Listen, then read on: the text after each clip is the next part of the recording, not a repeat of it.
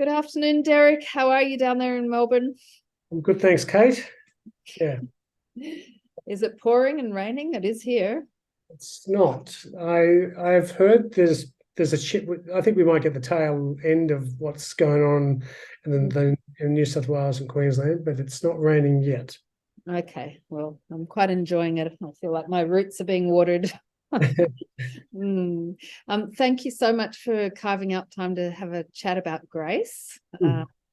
We've been interviewing quite a few people for this grace series and having a wonderful time of it, actually. It's just, people are so different in their perspectives always. It's just really reminded me that, there's rich and varied attitudes out there. Yeah. So I'm going to go straight into this whole process and ask you, what does living in grace mean to you? I wasn't really sure how to answer the question. I think there's been, and then I think I noticed that I did actually use the word once with a client recently, and that they were from they're from a faith background, and I was sort of trying to get them to draw upon their own inner resources. Yes. I knew it was a word that would be familiar for them. Yeah. And that was a useful word. I suppose I have connotations with the word with grace, with more of a Christian understanding of the word.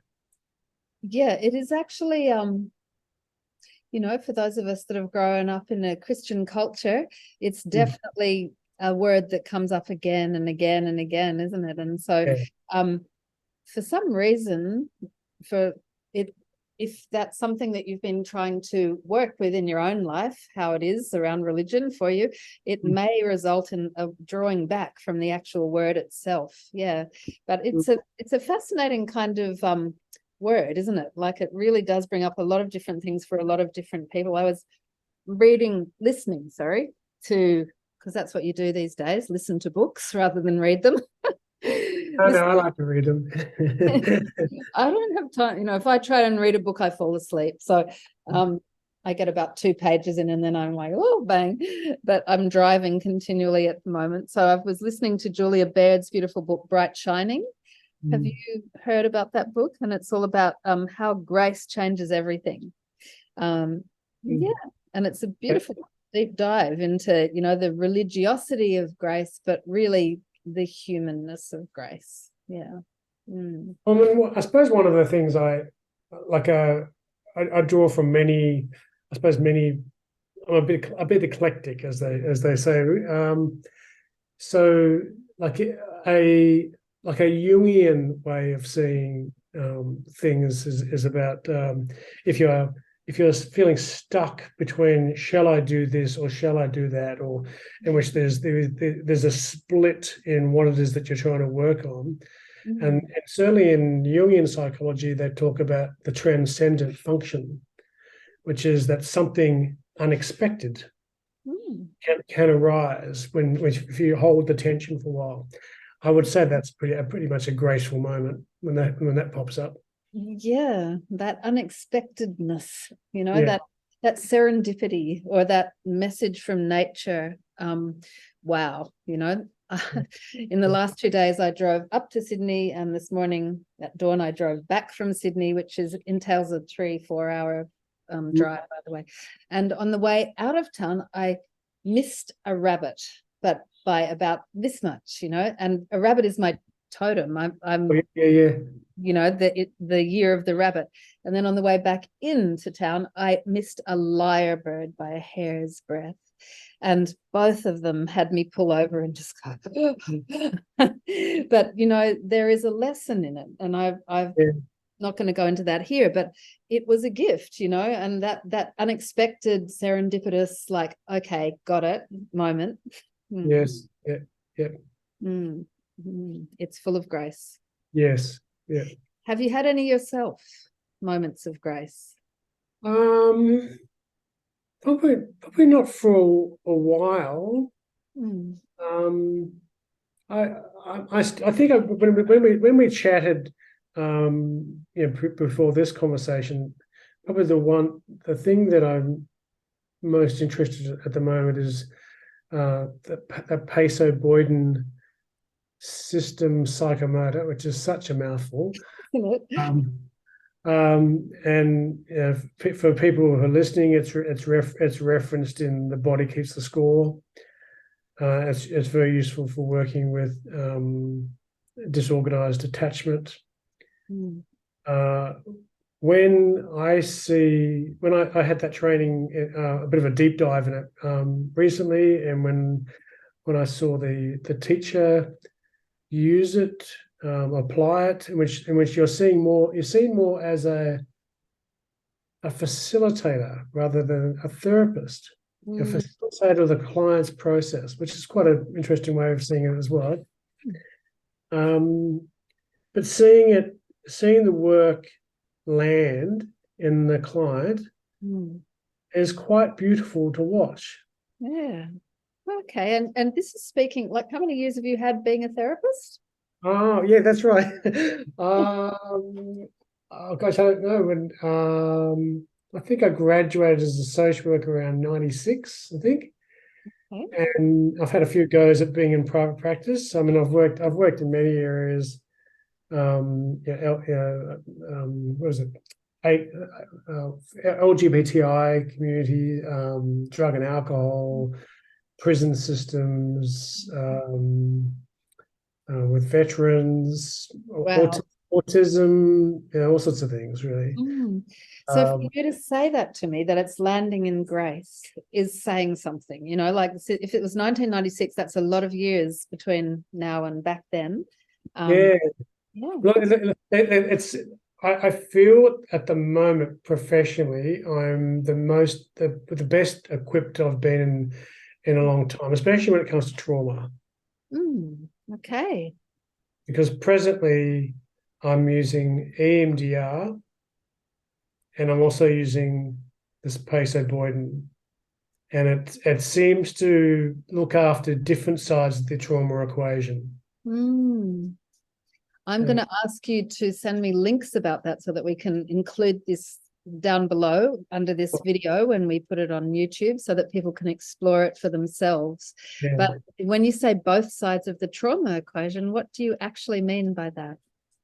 Well, there'll be some traumas that people will be working on that could be just things to do with the something that's happened to them as an adult. But they've got sufficient resilience, and we may not need to do anything in terms of developmentally. But sometimes the reasons why we do get stuck in processing is because there's I suppose shortfalls in resilience, and that's probably come from the family of origin, and that's where I might be able to do some EMDR, but I'll just get a feeling of no, there's something that's not quite been met when the person was a child. They're not equipped.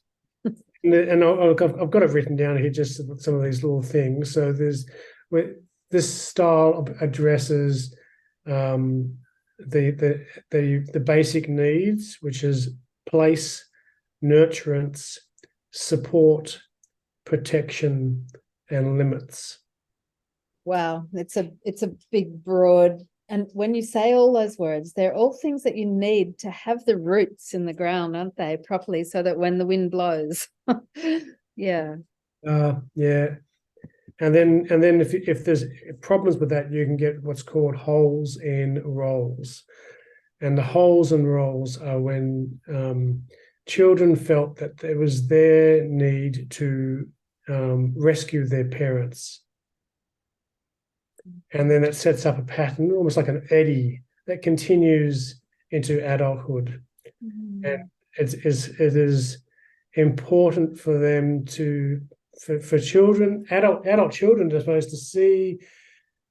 Probably you can heal intergenerational trauma with this, which is pretty wild. Like, to see your parents' needs being met means that you, as the adult child, no longer have to rescue your parents. Mm. You have the freedom now to live your own life. It's actually a beautiful understanding of the mechanism, isn't it? Because as a child, we know that we need to support our parents. You know, that's what we're there for as much as they us. And so it's just intrinsic. You never want to do anything to hurt your parents. Yeah. And it's it is absolutely, we're built, we are certainly built like that to and we but in this Pacer Boyden, like we're talked about, like it's been such a deep dive for me. To have an understanding that when we're children, it's almost like we're like two different human beings. The human being as a child and the human being as an adult are quite different creatures altogether. And the human being as a child, we are fully on input mode. We're complete sponges, and we will be seeking, preferably doing things to seek positive engagement. But if we don't get it, we'll play up until we get what we want. Yeah, and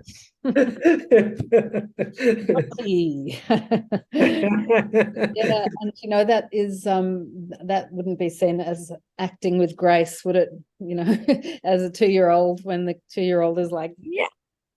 That's not graceful. And teenager is out getting drunk and sloshed. That's not graceful. It's not graceful. No. I mean, but I suppose when especially when I'm doing using Pacer Boyden with a client, I feel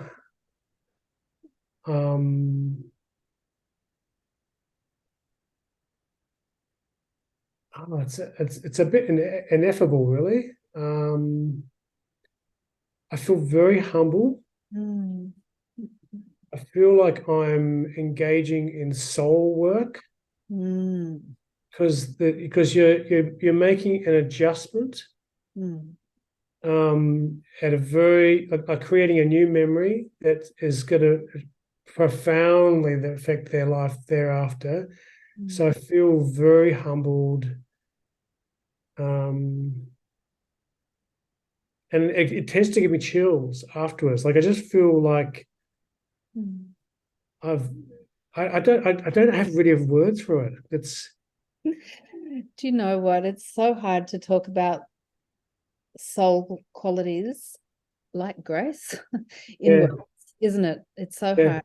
And I wonder, like, do you prepare yourself in some way before you go into one of those sessions, or does that session do that to you regardless? Like, do you change yourself?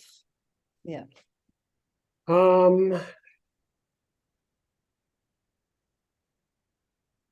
I suppose sometimes I might, if I know what might be going on, I might try to do some preparation beforehand. I also use Reiki as well, you know, and so I might give myself Reiki during the session, you know.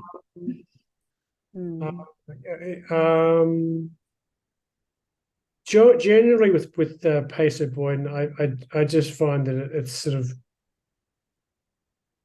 I don't know, it's a wonder the whole time that I'm doing it, and because I'm sort of like I'm also learning, like I've been doing this probably about, I've been doing it for a couple of years, but I've only recently had like an intensive, and then you sort of, you know, sometimes as counselors we've got, I've got this new shiny technique, let's go use this, but at the same time there's a reticence to apply it, and I'll often get in supervision, you know, just need to get on the horse, you know.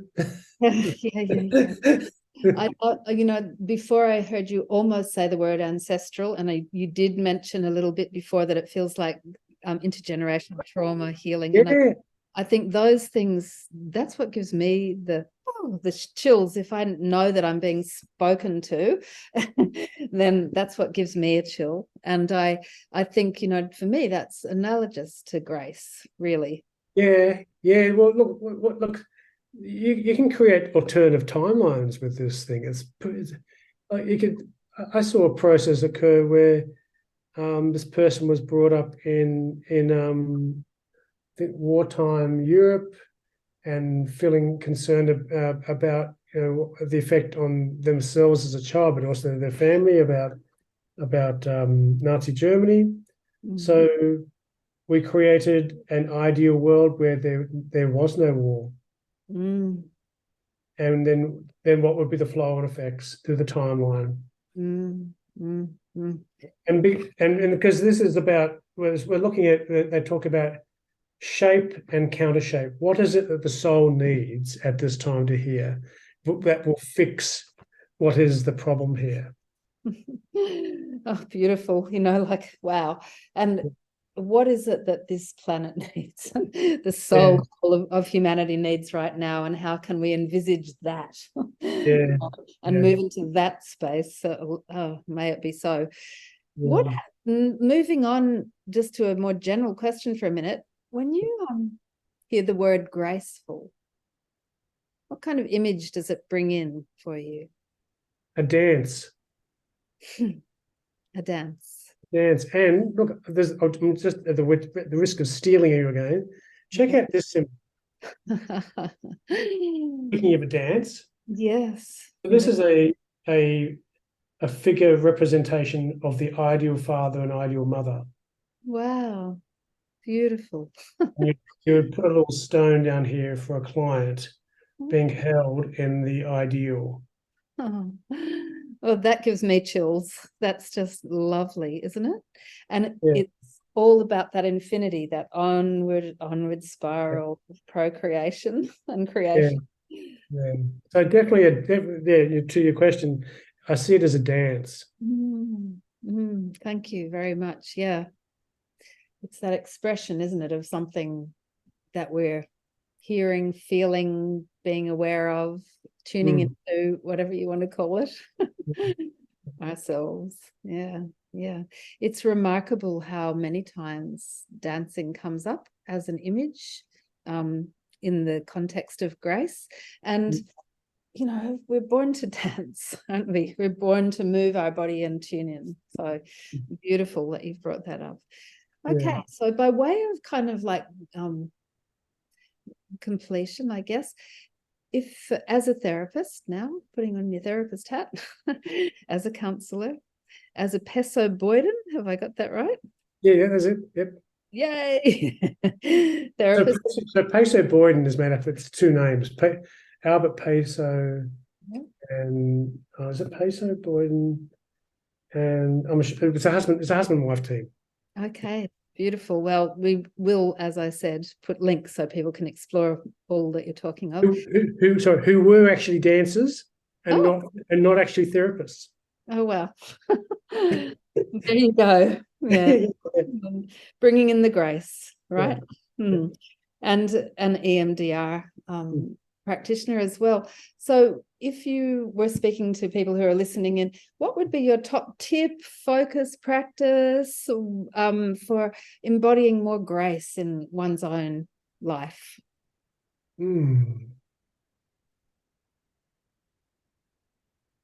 I think singing is pretty good. I'm often encouraging clients to do that.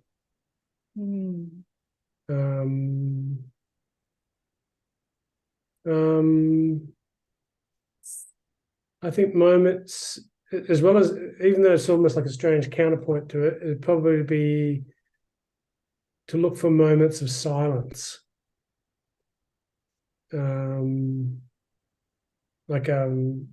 also, once again, often pick out of YouTube a 3-minute mindfulness, and you feel like it's the longest 3 minutes of your life when you're doing it.